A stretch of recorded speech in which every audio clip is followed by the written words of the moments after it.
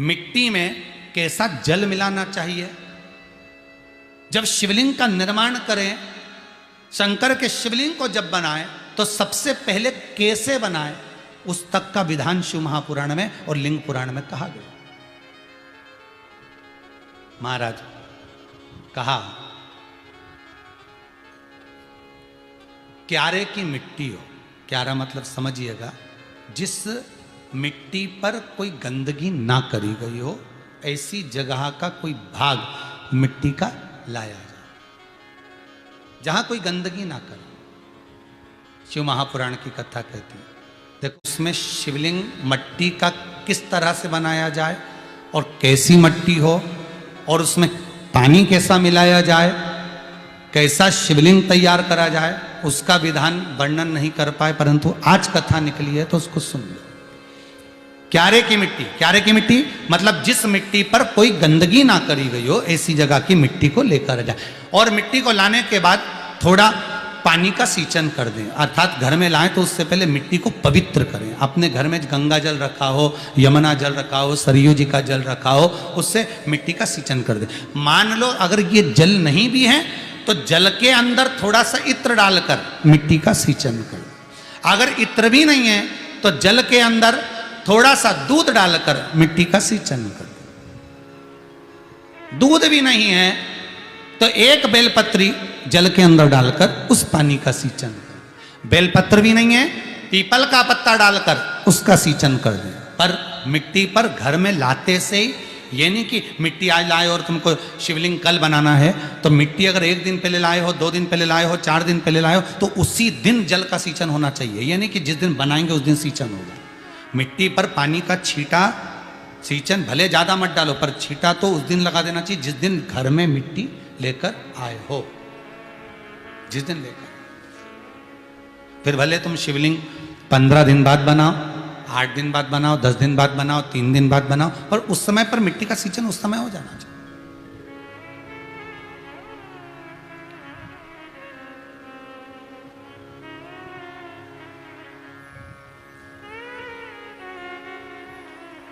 फिर कहा,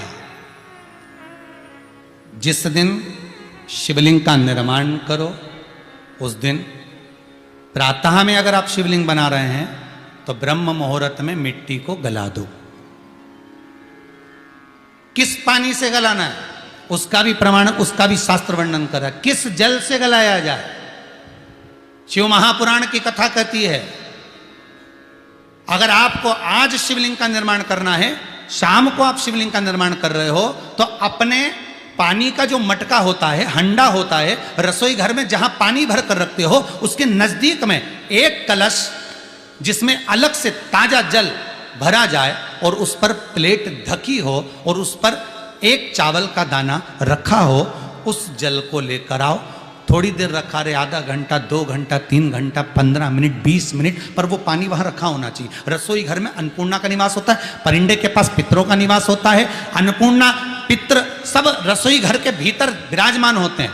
शास्त्र कहता है 33 कोटि देवता एक समय के लिए, एक क्षण के लिए हमारे रसोई घर में प्रवेश करते हैं। इसलिए रसोई घर को तुम पूरे घर को स्वच्छ रखो ना रखो, पूरे घर को तुम साफ रखो ना रखो, पर रसोई घर एकदम क्लीन होना चाहिए, साफ होना चाहिए, स्वच्छ होना चाहिए। आज के ज़माने में तो खैर गया, पर पहले जब मट्टी के चूल्हे होते थे, जब चूल्हा बंद होता था तो उसको गीला कर कर, गोबर को या पानी में उसको गीला कर कर, एक कपड़े को गीला कर कर पूरे चौके को, रसोई घर को पोंछा जाता था। मिट्टी का होता था वो, तो भी उसको पोता लगाते थे, पोंछते थे।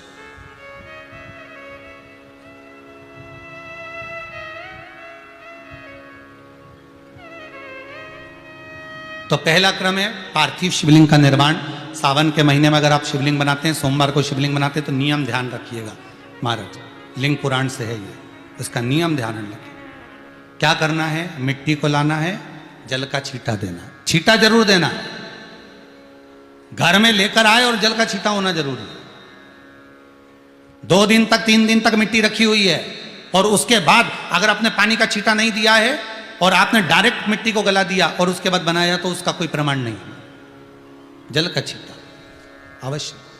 फिर उसको रख दें 15 दिन बाद बनाओ, 4 दिन बाद बनाओ, 3 दिन बाद बनाओ, 2 दिन बाद बनाओ। शिवलिंग जब बनाओ तब उस मिट्टी को, जो कलश आपने रसोई घर में रखा है चावल का दाना रखकर प्लेट के ऊपर, अर्थात उस कलश का जल उस मिट्टी में थोड़ा सा डालिए। क्यों डाला जाता है उसका भी भाव वर्णन किया है। अब भविष्य पुराण, स्कंद पुराण और अग्नि पुराण, इन तीनों से ले लिया गया, वर्णन किया गया। जब उस कलश का जल हम डालते हैं तो उस कलश में पितरों का भाव आ जाता है, अन्नपूर्णा का भाव आ जाता है, घर में लक्ष्मी का भाव आ जाता है, संपदा का भाव आ जाता है। पूरे 24 घंटे के अंदर एक क्षण के लिए रसोई घर में 33 कोटि देवता आते हैं, तो वो देवता का सारा भाव उस कलश के अंदर आ जाता है। और वो जल जब हम उस मिट्टी में मिलाते हैं तो गंगा, यमुना, सरयू, सरस्वती, ये 33 कोटि देवता में, तो इन सब का आनंद उस जल में आ जाता है। और वो जल जब हम मिट्टी में मिलाते हैं तो मिट्टी पवित्र हो जाती है, स्वयं कैलाश अधिपति को स्वीकार करने के लायक हो जाती है, निर्मित करने के लायक हो जाती है।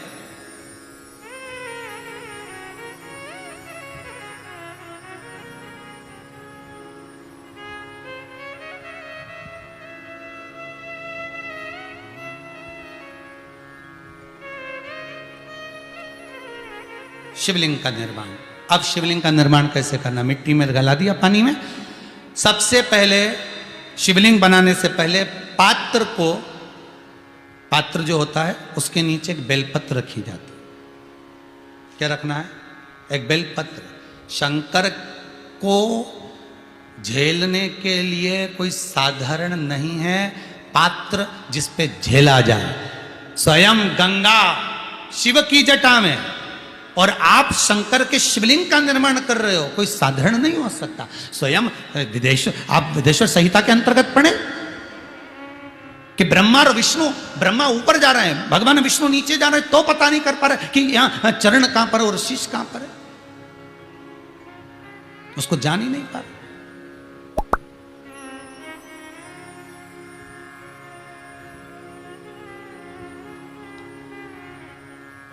बस एक बेलपत्र, साधारण भाव में बेलपत्र भी सीधा भाग, और इस बेलपत्र की जो डंडी है वो उत्तर दिशा में रखना है थाली के अंतर्गत। जब आप शिवलिंग का निर्माण करें उत्तर, इसके ऊपर जो गलाई हुई मिट्टी है वो डाल दीजिए, और डालने के बाद सबसे पहले शिवलिंग का स्वरूप बनाना है। सबसे पहले नीचे की जलाधारी नहीं बनाना। क्या बनाना है?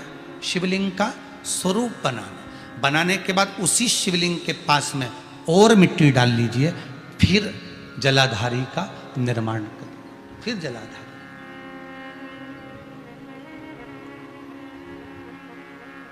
शिवलिंग जलाधारी निर्मित हो गई। शंकर जी का संपूर्ण परिवार शिवलिंग में रहता है, आपको पहले भी कहा। भगवान भूत अधिपति भूतेश्वर, भगवान शिव का संपूर्ण परिवार शिवलिंग में रहते हैं। जैसे ये जलाधारी है गोल, ये चरण है, ये शिवलिंग है।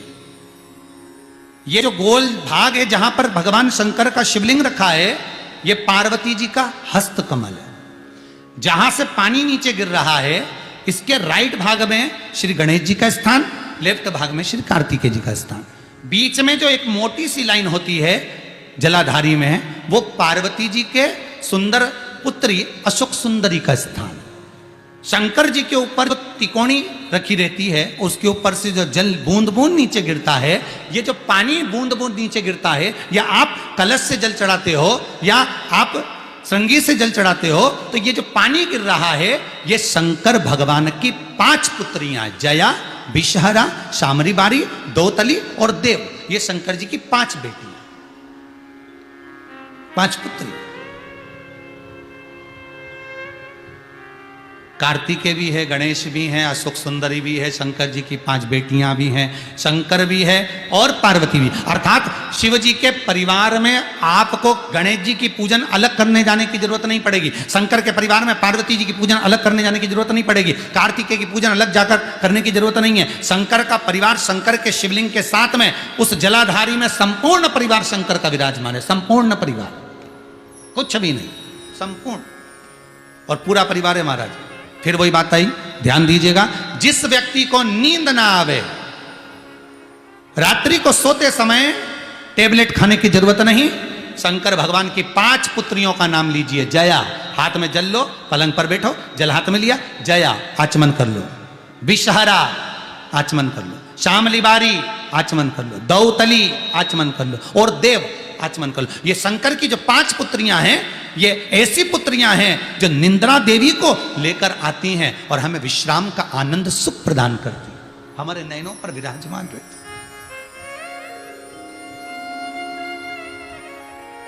हाँ, यदि विवाह नहीं हो रहा, शादी नहीं हो रही है, बहुत समय से लगन देख रहे हो, शादी नहीं हो रही, बहुत समय से परेशान हो गए कि विवाह ही नहीं हो रहा, हम तो टेंशन में पड़ गए, लड़की 28 साल 30 साल का लड़का हो गया, विवाह नहीं हो रहा, कुछ मत करो।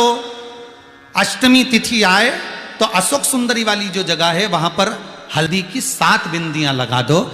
लड़का लड़की का हाथ उस बिंदी पर रखवा दो, उसका नाम गोत्र बोलो, उसी हल्दी में उसके हाथ पीला करवा दो और पीपल के पेड़ पर उस हाथ के 5 छापे पड़वा दो। 3 महीने में विवाह पक्का हो जाता है महाराज। उसका इतना, अशोक सुंदरी के उस हल्दी का इतना प्रमाण है।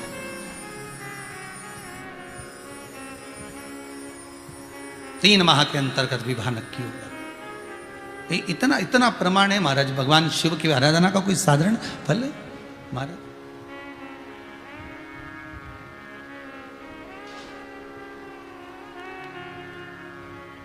निर्मित करा शिवलिंग। एक बार सब जितने भी टीवी पर बैठे हैं, सम्मुख में कथा सुन रहे हैं,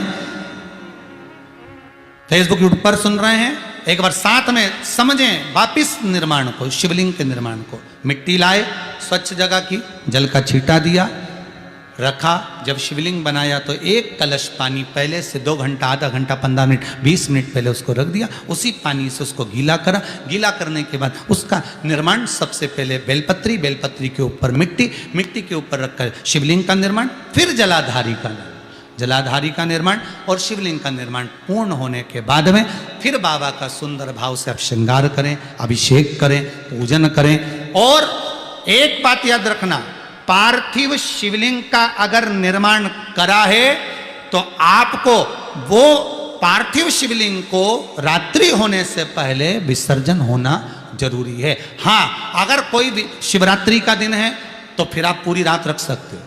हरतालिका तीज का दिन है, पूरी रात रख सकते हो। बड़ी तीज है, छोटी तीज है, आप शिवलिंग बनाए हो तो आप पूरी रात रख सकते हो। विशेष कोई उत्सव है, श्रावण का महीना है, पूरी रात रख सकते हो। पर बाकी के समय अगर आप शिवलिंग का निर्माण करें तो उसको सूर्यास्त होने के पहले आप उसको नदी में, जल में, जलाशय में विसर्जन करें।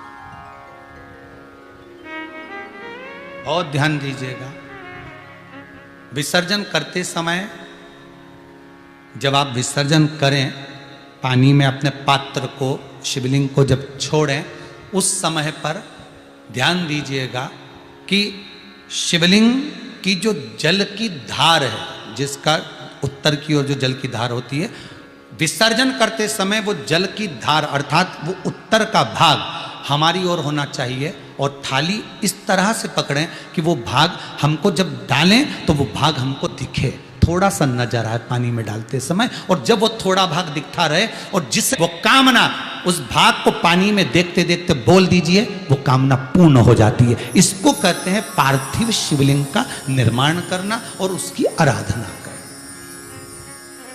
उसकी आराधना कई लोग करते हैं, बना भी लेते हैं, पूजन भी करते हैं और कई बार कहते हैं हमारा काम नहीं, तो उसमें भगवान का दोष नहीं है, दोष अपना देखो। आप आए नहीं, सुबह हो गई, मेरी पूजा की थाली धरी की धरी रहेगी। क्यों नहीं आए, किस लिए नहीं आए, वो हमें देखना। जैसा कि पूज्य गुरुदेव प्रदीप मिश्रा जी ने अपनी कथा में वर्णन किया है कि हमें पार्थिव शिवलिंग बनाते समय मिट्टी का विशेष रूप से ध्यान रखना है कि वो मिट्टी कैसी हो, किस गमले की हो, उसको शुद्ध करना है। उसके बाद हमें शिवलिंग का निर्माण करना है। ये सब छोटी छोटी बातें हमें विशेष रूप से ध्यान रखनी है ताकि जो हमारी पूजा है हमें उसका सर्वश्रेष्ठ फल प्राप्त हो सके। दोस्तों, इसके अलावा हमें पूजा की सामग्री को भी याद में रखकर ही थाली पहले से तैयार करके रखनी है, जो कि गुरुदेव जी ने 1-2 दिन पहले ही हमें कथा में विस्तार से समझा दिया गया है।